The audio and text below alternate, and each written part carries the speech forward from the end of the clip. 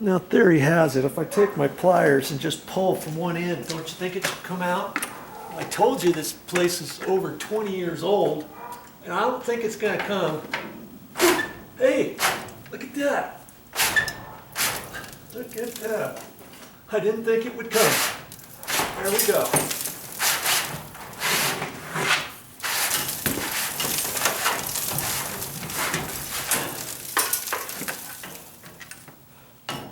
Look at that.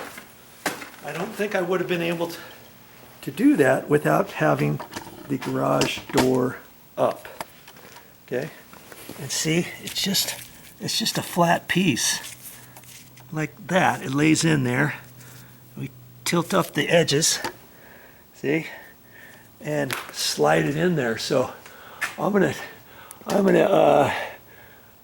roll this down a little bit, check this all out, and do that next. Don't just rush through it, because your aluminum rail might be bent slightly somewhere, or it might be dirty.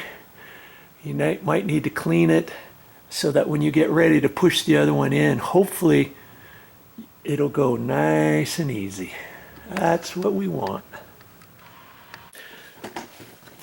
Well, that's all I got for this time, but I'll be back with more videos. I never know what I'm gonna show next, so you might want to just stick around and see. It might save you some money around the house.